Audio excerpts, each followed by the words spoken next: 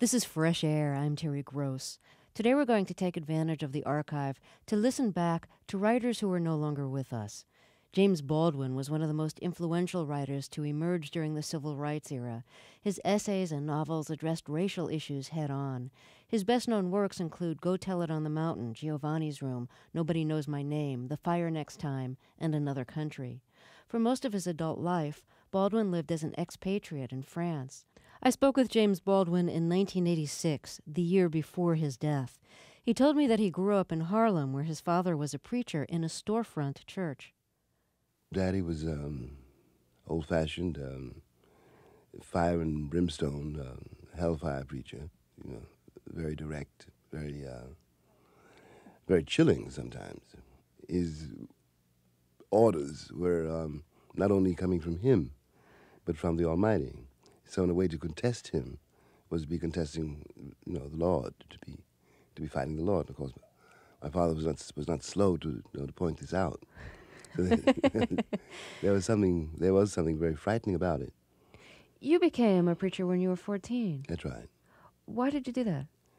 Well, it was almost inevitable, being raised that way, and after all, not doubting anything my father said, not doubting the gospel, not doubting the church, and at the time of puberty, when everybody goes through a storm, the storm of self-discovery, the storm of self-contempt, the storm of the terror of who is this self, which is suddenly evolving, suddenly is distinguishing itself from other selves.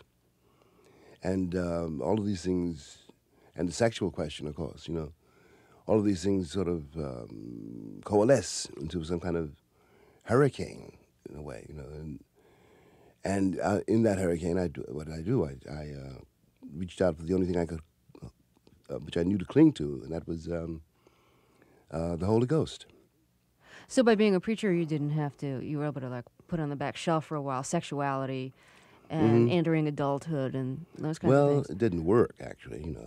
I was in the pulpit for 3 years, and all of the elements which had driven me into the pulpit, were still there, were still active, were still.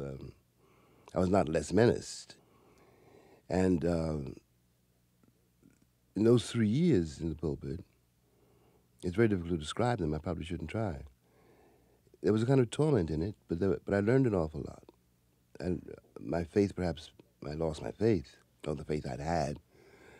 But I learned something else. I learned something about myself, I think, and I learned something through dealing with those congregations. After all, I was a boy preacher, and the congregations I addressed were grown-ups.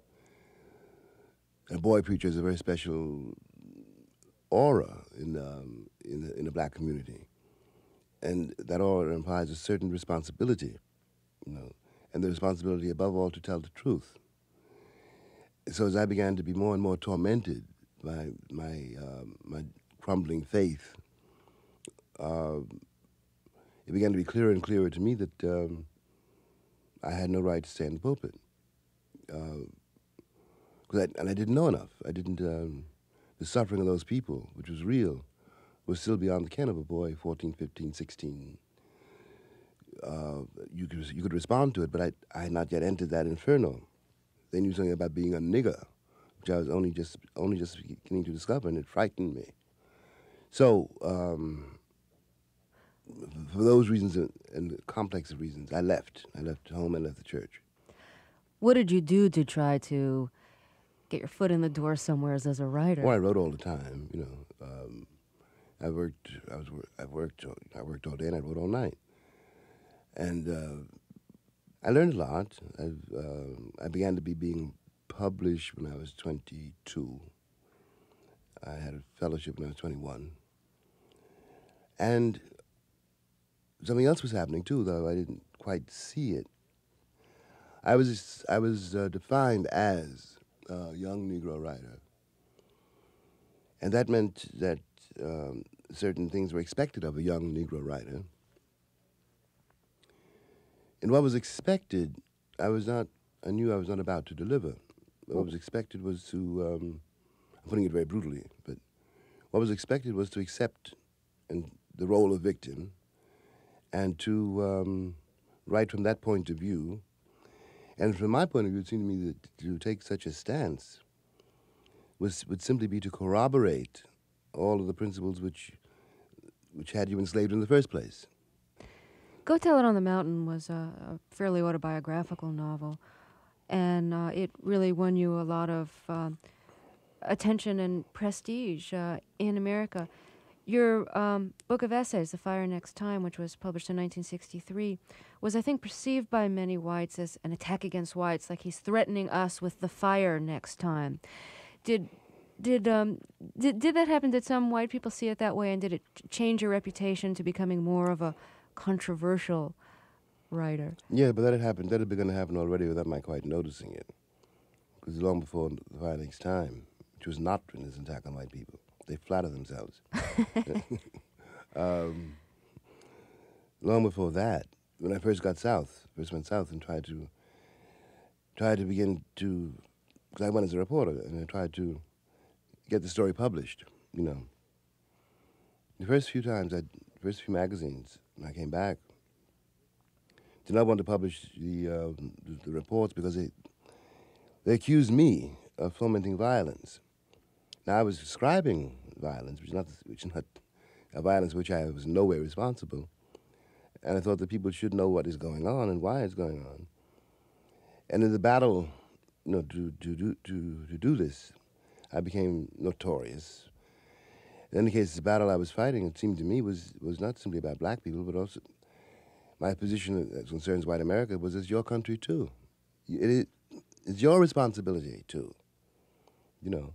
And The Fire Next Time is probably the culmination of all those years, you know. It was when I was being called the angry young man on the white side of town and being called Uncle Tom on the black side of town. You've been very outspoken about civil rights issues and about black issues in America, but you've been much less outspoken about homosexual issues. Well, go ahead. And I'm just thinking that, in a way, homosexuals have been marginalized in both the white and black parts of American culture. Well, there's no point in mixing the two questions, because it only leads to terrible confusion. And in America, in any case, the homosexual question is tied up with the whole American idea of masculinity, the whole infantile idea, according to me, and absolutely untrue. To be a man is much more various than the American myth has it. It seems to me, the life I myself have lived, the life that I have observed, that love is like the lightning, or like love is where you find it, you know, and your maturity, I think, is signaled by the depth or the extent to which you can accept the dangers and the power and the beauty of love. Some of your writing has really been, I think, very important to gay people and people in the gay movement in America. And I wonder if the gay liberation movement had any effect on you, if it was important for you to have, you know, a movement about that. No. I left the church when I was 17 and have not joined anything since. You see, before I left this country, I have been afflicted with so many labels that I become invisible to myself. No, I had to go away someplace and get rid of all these labels to find out not what I was, but who. You see what I mean? And the gay liberation movement is ideally an attempt precisely to find out not what one is, but who one is, and also to have no need to defend oneself, you know. So it was a very simple matter for me, in any case, to say to myself, I'm going this way, you know, and only death will stop me, you know, and I'm going to live my life, the only life I have, in the sight of God. James Baldwin from our archive. He died in 1987. I'm Terry Gross.